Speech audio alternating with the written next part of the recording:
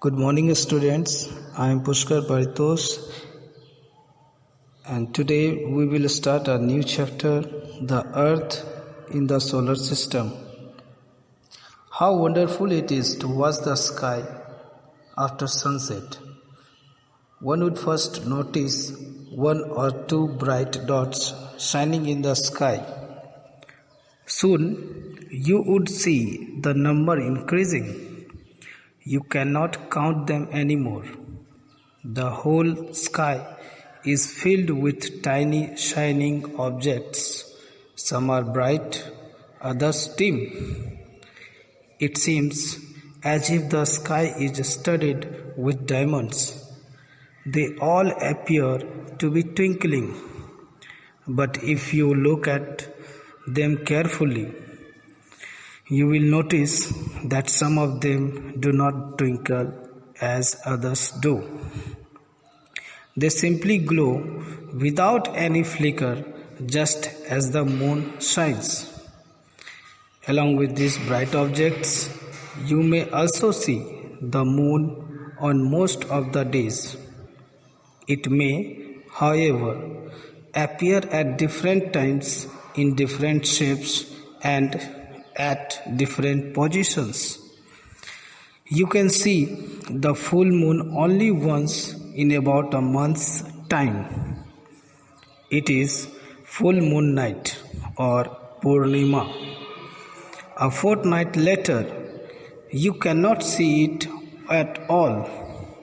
It is a new moon night or Amavasya. On this day, you can watch the night sky best, provided it is a clear night. Do you wonder why can't we see the moon and all those bright tiny objects during daytime? It is because the very bright light of the sun does not allow us to see all these bright objects of the night sky. The sun, the moon, and all those objects shining in the night sky are called celestial body. Some celestial bodies are very big and hot. They are made up of gases. They have their own heat and light, which they emit in large amounts. These celestial bodies are called stars. The sun is a star. Countless twinkling stars in the night sky are similar to the sun, but we do not feel their heat or light, and they look so tiny because they are very, very, very far from us.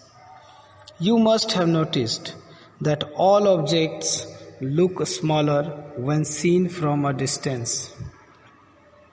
How small an aeroplane looks when it is flying at a great height. While watching the night sky, you may notice various patterns formed by different groups of stars. These are called constellations. Ursa Major or Big Bear is one such constellation. One of the most easily recognizable constellation is the Saptarishi. Sapt means 7, Rishi means sages. It is a group of 7 stars that forms a part of Ursa Major constellation. Ask someone elder in your family or neighborhood to show you more stars, planets, and constellations in the sky. In ancient times, people used to determine directions during the night with the help of stars. The North Star indicates the north direction. It is also called the pole star. It always remains in the same position in the sky. We can locate the position of the pole star with the help of Saptarishi. You will notice that if an imaginary line is drawn joining the pointer stars and extended further, it will point to the pole stars. Some celestial bodies do not have their own heat and light. They are lit by the light of the stars. Such bodies are called planets. The word planet comes from the Greek word planetai, which means wanderers. The earth on which we live in is also a planet. It gets all its heat and light from the sun, which is our nearest star. If we look at the earth from a great distance, say the moon, it will appear to be shining just as the moon. The moon that we see in the sky is a satellite. It is a companion of our earth and moves around it. Like our earth, there are 7 other planets that get heat and light from the sun. Some of them have their moons too. The solar system. The sun, 8 planets, satellites, and some other celestial bodies known as asteroids and meteoroids form the solar system. We often call it a solar family with the sun as its head. Planets of the solar system. The 8 planets in their increasing order of distance from the Sun are Mercury, Venus, Earth, Mars, Jupiter, Saturn, Uranus, and Neptune. They revolve around the Sun in definite orbits. Mercury is the smallest planet in the solar system. As Mercury is nearest to the Sun, it is extremely hot during the day and extremely cold during the night. The second planet, Venus, is the hottest and brightest of all planets. As it can be seen in the morning and evening, it is called as the morning star or evening star. The third planet in the solar system is our planet, Earth. Nearly 70% of the Earth's surface is covered with water, due to which the Earth is also called the blue planet. It is the only planet on which life is known to exist. The fourth planet is Mars. It is also known as the red planet because of the presence of red soil and rocks. The fifth and the largest planet in the solar system is Jupiter. It is so large that it can occupy nearly 1,300 Earths inside it. The sixth planet, that is Saturn, is the second largest planet in the solar system. It is yellowish in color. It has beautiful rings around it that are made up of ice and dust. The seventh planet is Uranus. A thick layer of gas covers this planet. The eighth planet is Neptune. As this planet is farthest from the Sun, cold winds blow here at very high speeds. The sun is in the center of the solar system. It is huge and made up of extremely hot gases. It provides the pulling force that binds the solar system.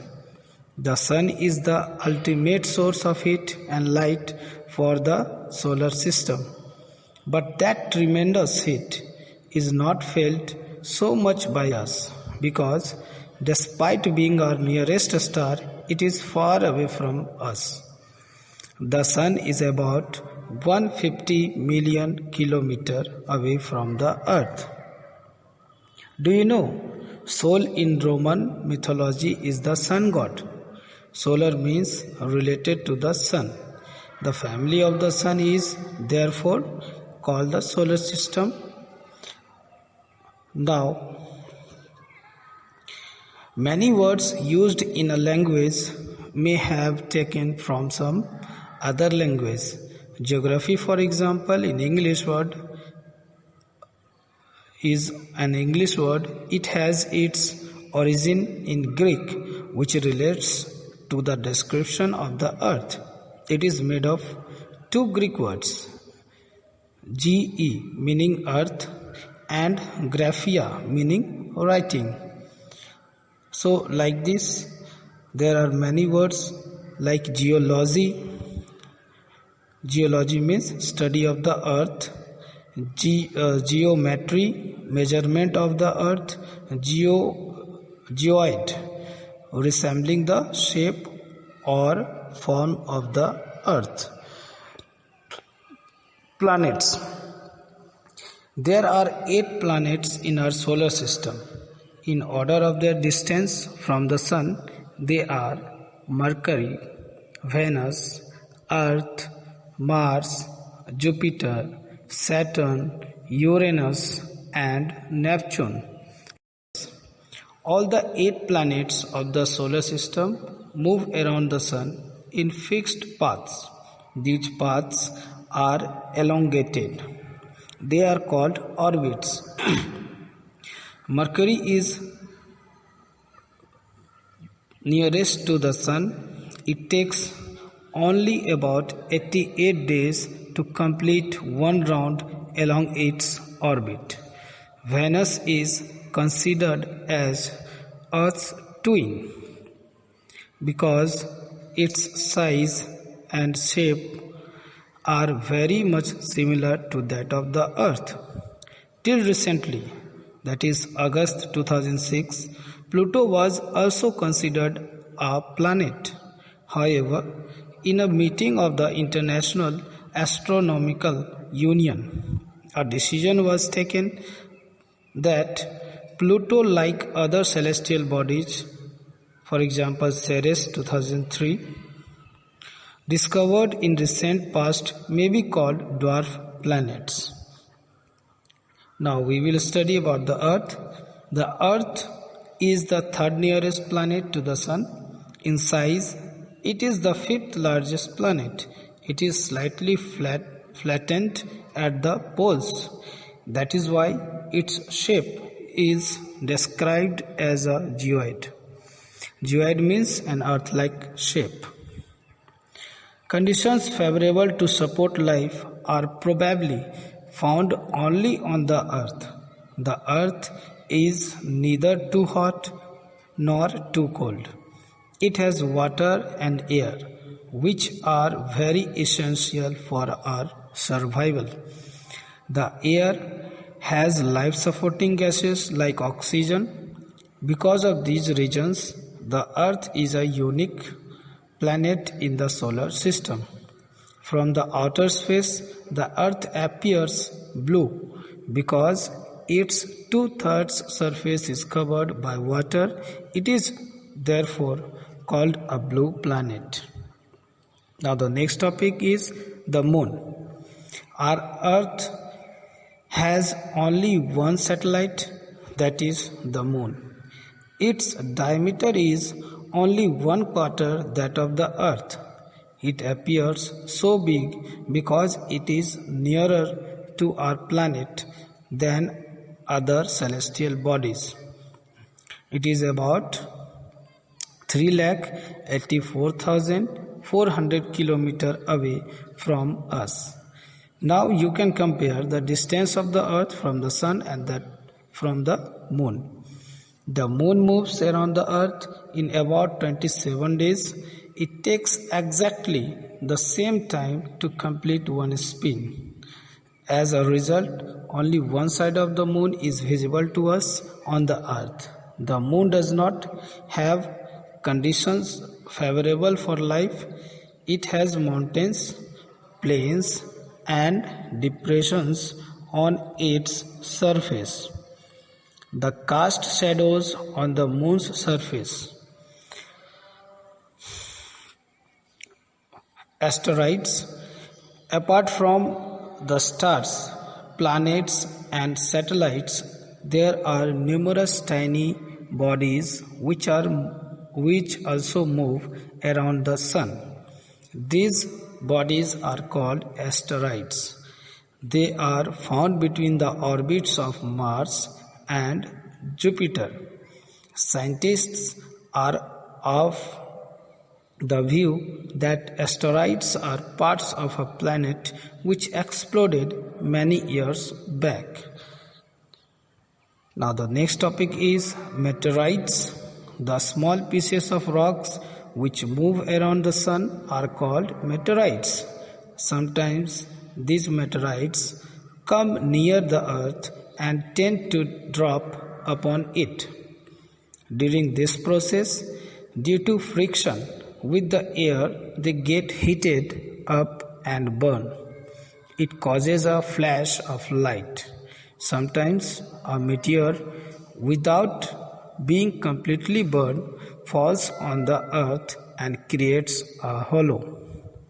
Do you see a whitish broad band like a white glowing path across the sky on a clear, starry night?